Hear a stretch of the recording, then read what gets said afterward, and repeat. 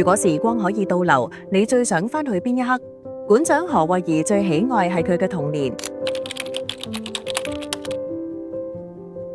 我好多同學咧都喺徙置大廈裏邊去居住嘅，所以我哋喺課餘嘅時候都會走上我哋住喺徙置大廈嘅同學屋企一齊玩啦，喺走廊裏邊跳橡筋繩啊、踢毽啊等等嘅活動咯。咁所以咧喺呢一度咧都有好多嘅童年嘅回憶喺度嘅。咁喺呢一個樓層裏邊咧，我哋復刻咗3個徙置大廈嘅單位啦。咁譬如我哋而家入到呢一個咧係好狹窄，叫做半邊屋嘅一個單位，喺個單位裏邊分開咗2戶人，麻雀雖小，五臟俱全。真嘅相嚟㗎，我哋係揾到一啲收藏家咧，係就係俾我哋用嘅一啲嘅舊嘅歷史嘅照片啦。你會見到係只係得4埲牆，但係已經有瞓嘅地方、食嘅地方、娛樂嘅地方、溝通嘅地方。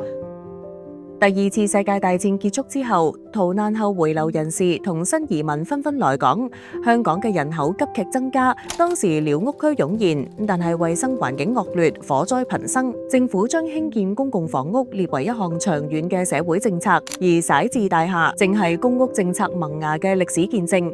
第一代嘅徙置大廈咧，其實佢哋嗰個嘅設施係好簡陋嘅，一啲嘅公共嘅衛生間啊、廁所、淋浴間咧，都係共用嘅。咁而且係喺呢個單位以外嘅地方咯。雖然係個環境好差，但係呢個早期呢徙置大廈咧，亦都係反映咗一啲鄰里係關係比較密切嘅。咁佢哋喺食完飯之後都會出嚟呢啲大廈嘅走廊一齊嚟到乘涼啦、傾偈啦、麻雀灑落啦、一齊洗衫啊等等，互相溝通感情。好多家庭咧，祖父輩或者父母輩咧，一嚟到呢啲嘅徙置大廈嘅環境啦，已經話嗱，呢個我哋以前用過㗎，返工嘅時候帶飯啦就係用㗎。哇，呢啲就係過年嘅時候咧，探親戚朋友嘅時候最有代表嘅一啲糖果等等。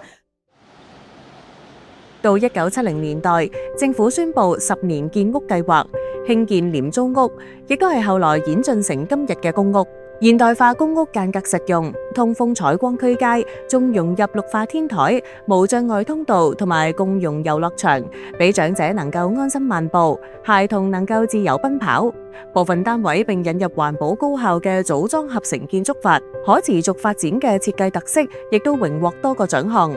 例如安達邨同安泰邨就奪得亞太項目管理學會聯盟可持續組別優勝者獎項。從單純嘅安置邁向真正嘅安居，香港公屋以人為本，成為全球公營房屋體系嘅典範。